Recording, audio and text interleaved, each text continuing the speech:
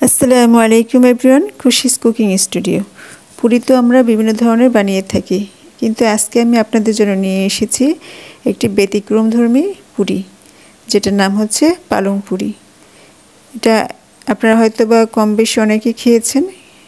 বাচ্চারা যারা সবজি না খেতে চায় তাদের জন্য সবজি খাওয়ার একটা ব্যতিক্রমধর্মী একটি রেসিপি। চলুন তাহলে রেসিপিটি শুরু করা যাক। আমি এখানে টাটকা সবজি নিয়েছি। এখন আমি এইগুলোকে পরিষ্কার পানি দিয়ে ধুয়ে নিয়েছি। এখন আমি সবজিগুলোকে ব্লেন্ডার মেশিন দিয়ে ব্লেন্ড করে নেব।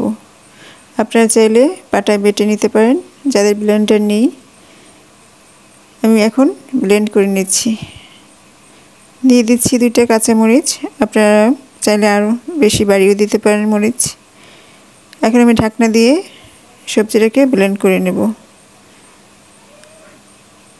আর ব্লেন্ড করা হয়ে গেছে। এখন আমি একটা বাটিতে ঢেলে নেব।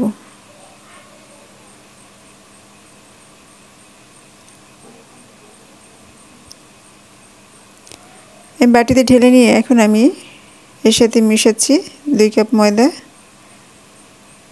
আপনারা চাইলে আটা দিয়ে করতে পারেন। দিয়ে দিচ্ছি পরিমাণ মতো লবণ।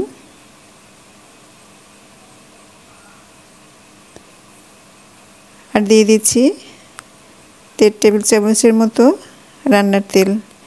এখন আমি ভালো করে মিশিয়ে একটা সফট ডো তৈরি করে নেব।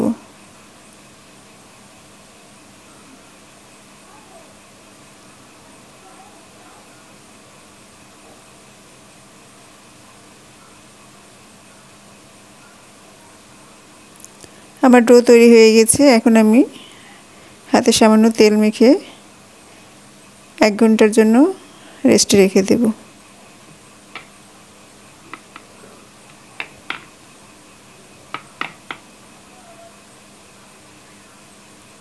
ফিরে আসলাম 1 ঘন্টা পরে। এখন আমি ডোটাকে আরেকটু মথে নিচ্ছি।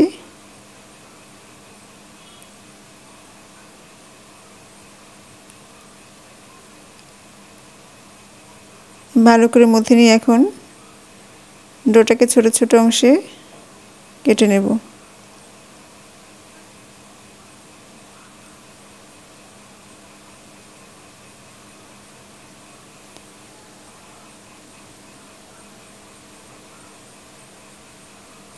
ছোট ছোট অংশে ভাগ করা হয়ে গেলে এখন আমি এইগুলো দিয়ে ছোট ছোট করে রুটির মতো বেলে নেব।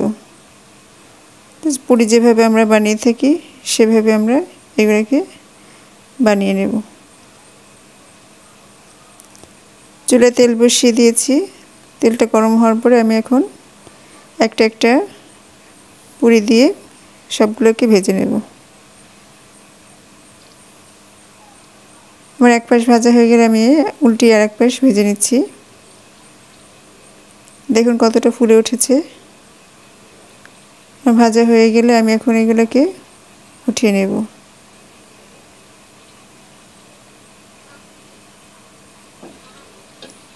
এভাবে আমি একটা একটা করে সবগুলো পুরি ভেজে নিচ্ছি। তৈরি হয়ে গেল আমার সবগুলো পুরি, এবং এর সাথে আমি সস দিয়ে গরম গরম পরিবেশন করব। খুবই মজাদার রেসিপি। আর দেখুন কতটাই দেখতে কতটা সুন্দর, আর শব্দ শুনে বুঝতেই পারছেন কতটা মচমচে হয়েছে। ভিডিওটি ভালো লাগলে অবশ্যই লাইক, কমেন্ট এন্ড শেয়ার করবেন। সবাই ভালো থাকুন, সুস্থ থাকুন। আজকে এই পর্যন্তই। আল্লাহ হাফেজ।